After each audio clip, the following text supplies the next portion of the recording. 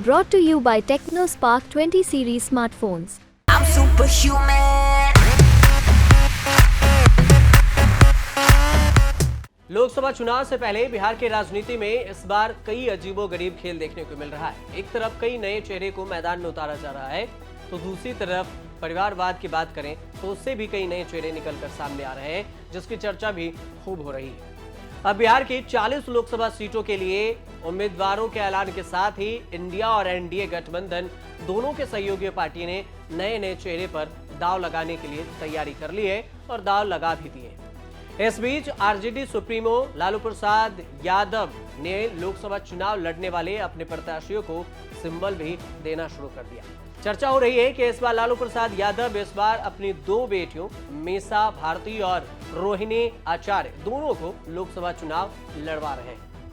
लालू यादव ने अपनी बेटी रोहिणी आचार्य को सारण से लोकसभा चुनाव लड़वा रहे हैं और यही वजह है कि रोहिणी आचार्य ने अपना पहला चुनावी अभियान शुरू करने से पहले मां राबड़ी देवी और पिता लालू प्रसाद यादव के साथ सोनपुर के प्रसिद्ध हरिहर नाथ मंदिर पहुंची, जहां पर उन्होंने पूजा अर्चना की। रोहिणी यादव ने ही बीते साल अपने पिता लालू प्रसाद यादव को सिंगापुर में किडनी दी थी, जिसकी चर्चा खूब हुई थी और किडनी देकर लालू प्रसाद की जान भी बचाई थी। अब कहा जा रहा है कि सारण से रोहिणी आचार्य को मैदान में उतारा जा रहा है। बीजेपी से एकदम टक्कर लेने के लिए आप तैयार हैं? टक्कर क्या चीज का? टक्कर क्या चीज का? यहाँ पे तो जनता मेरे लिए खड़ी है। जनता लड़ेगी मेरे लिए। आपने अपने पिता के लिए किडनी भी दिया, ये लगता है कि मतलब बहुत बड़ा काम आपने किया, इसका अच्छा सा मैसेज भी किया था। ये तो आप लोग बताइएगा ना कि अच्छा किए कि नहीं किए। हम लोग तो सिंगापुर में रहती है, लेकिन अब क्या एक्टिव पॉलिटिक्स में रहेंगे बिहार में? सिंगापुर से ही हम सबके नाक में दम किए हुए थे। अब जब यहाँ पे धरती पे सारण की धरती पे आ गए तो सारण हम अकेले वहाँ पे नाक में सबके दम किए हुए थे। सारण की धरती पे आ गए तो सारण की पूरा जनता मेरा साथ देगी। बीजेपी ने सारण सीट पर अपने मौजूदा सांसद और कद्दावर पार्टी के नेता राजीव प्रताप रूडी को ही फिर से उम्मीदवार बनाया है। यानी अगर रोहिणी आचार्य मैदान में होती हैं तो रोहिणी आचार्य वर्सेज राजीव प्रताप रूडी का मुकाबला होगा। सारण सीट पर लालू परिवार का बेहद ही प्रभाव रहा है।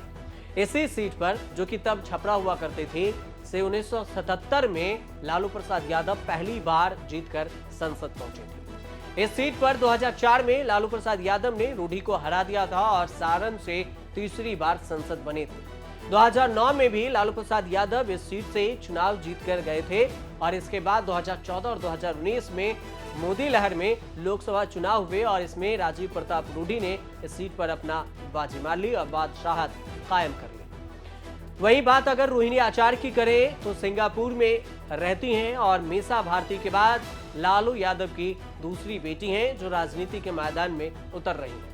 रोहिणी आचार्य को चुनावी मैदान में उतारे जाने पर बिहार के डिप्टी सीएम और बीजेपी के प्रदेश अध्यक्ष सम्राट चौधरी ने एक विवादित बयान दिया, जिसकी खूब चर्चा हुई और इसकी आलोचना भी हुई।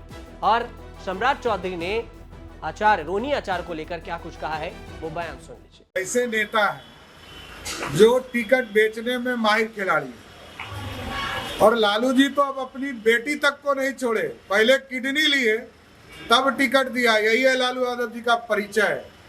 जो व्यक्ति अपने बेटी तक को नहीं छोड़ता हो उसी का नाम है लालू प्रसाद। सम्राट के बयान पर लालू की बेटी रोहिणी आचार्य ने पलटवार भी किया था। उन्होंने कहा था कि ओछी सोच और ओछे चरित्र वालों की हर ओछी बात का जवाब जनता के बीच है।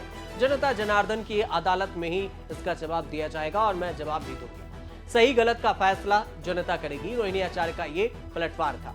कुछ दिन पहले भी रोहिणी आचार्य को जन विश्वास महारैली के दौरान मंच पर इंट्रोड्यूस कराया गया था। लालू परिवार के साथ वो भी मंच पर नजर आई थी। राजद सुप्रीमो लालू प्रसाद यादव ने अपनी बेटी रोहिणी आचार्य की जमकर तारीफ भी किए थे। रोहिणी आचार्य का नाम लेकर उन्हें जीवन दान देने की बात भी कही थी। हालांकि लालू प्रसाद यादव शारीरिक तौर पर अपनी बेटी का यह एहसान भी मानते हैं। उन्होंने ये बात हर तरफ कई मंचों पर कही है कि उनकी बेटी रोहिणी ने अपनी किडनी दान देकर उनकी जान बचाई है। अब लालू प्रसाद यादव की वही बेटी रोहिणी आचार्य जल्द ही चुनावी अखाड़े में नजर आएगी। आरजेडी खेमे में लालू परिवार के सबसे करीबी माने जाने वाले सुनील सिंह ने भी इस बात की पुष्टि की, इस ओर इशारा किया। उन्होंने अपने आधिकारिक फेसबुक अकाउंट से रोहिणी आचार्य को सारण सीट से सीट देने की मांग की और इसके बारे में उन्होंने पोस्ट भी किया।